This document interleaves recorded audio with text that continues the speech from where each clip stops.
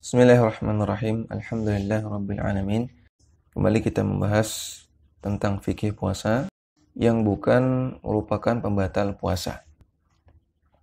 Artinya perkara-perkara yang dianggap oleh sebagian orang sebagai pembatal puasa padahal bukan. Dan perlu dipahami sebuah kaidah dalam masalah ini, bahwasanya asalnya seseorang itu lepas dari tanggungan. Bara'atul dhimmah, al-aslu bara'atul dhimmah. Seseorang itu lepas dari tanggungan dan ibadah yang dia lakukan sah kalau dia sudah memenuhi rukun dan syaratnya. Sehingga untuk mengatakan ibadah seseorang itu batal, itu butuh dalil.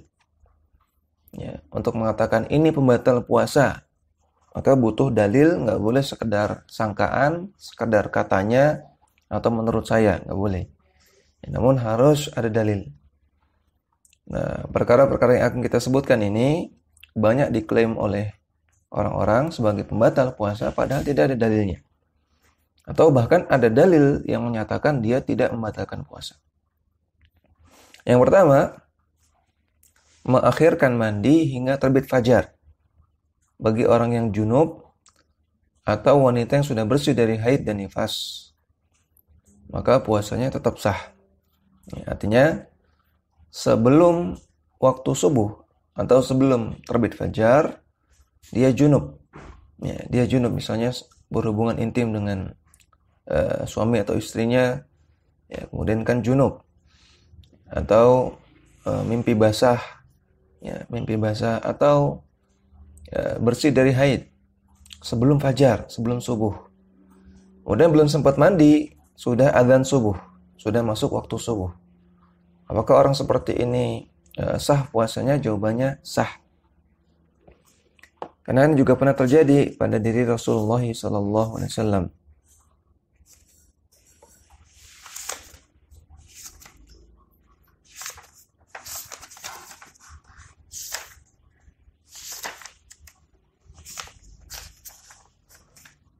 Dalam hadis dari Aisyah radhiyallahu taala anha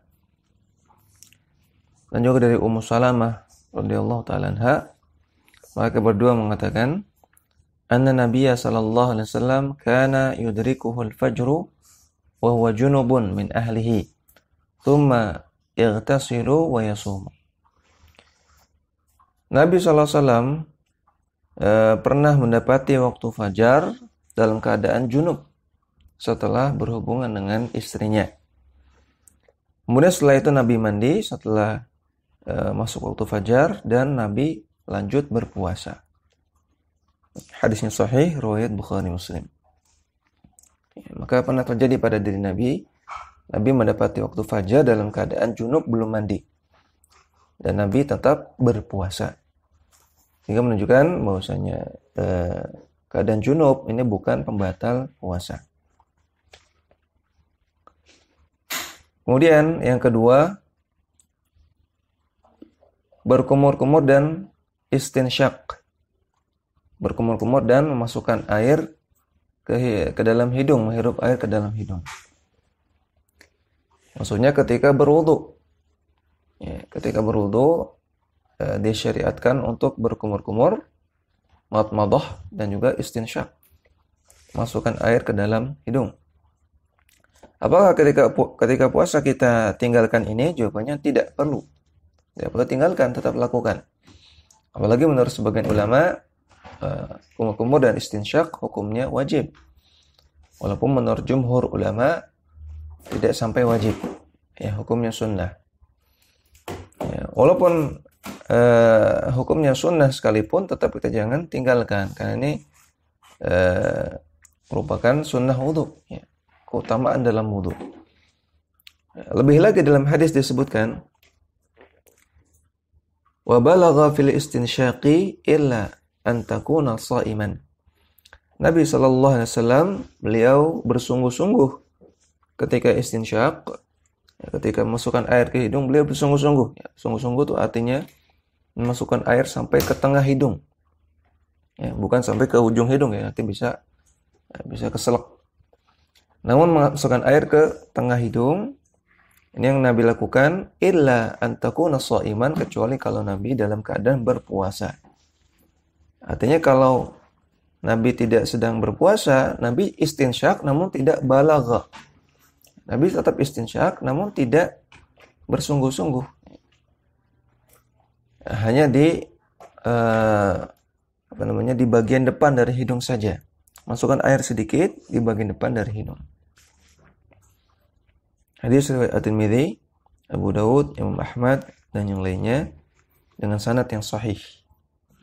Ya, hadis ini menunjukkan bahwasanya Nabi tetap istinsyak ketika puasa, namun tidak balagha, tidak mubalaghah, tidak bersungguh-sungguh. Dalam kondisi normal beliau bersungguh-sungguh, dalam kondisi puasa beliau tidak bersungguh-sungguh, hanya masukkan di bagian depan dari hidung saja. Menunjukkan ini tidak membatalkan puasa. Ya. Dan andaikan seseorang berwudu ya, tanpa niat ingin masukkan air ke hidung, ya, tidak ada niatan untuk masukkan air ke hidung, tidak ada niat untuk minum, kemudian tanpa disadari, tanpa disengaja ada air yang masuk ke tenggorokan, maka ini juga tidak membatalkan puasa karena tidak sengaja. Ya, berbeda dengan orang yang memang bersengaja, ya, dia berwudu namun sengaja ingin minum, ya, maka dia bisa batal puasanya kalau memang sengaja. Jadi kembali kepada hadis innamal a'malu binniyah. Ya, amalan tergantung niatnya. Kalau niatnya ingin minum, ya, berwudu sambil minum, maka ini bisa membatalkan puasa. Namun kalau tidak sengaja, tidak membatalkan puasa.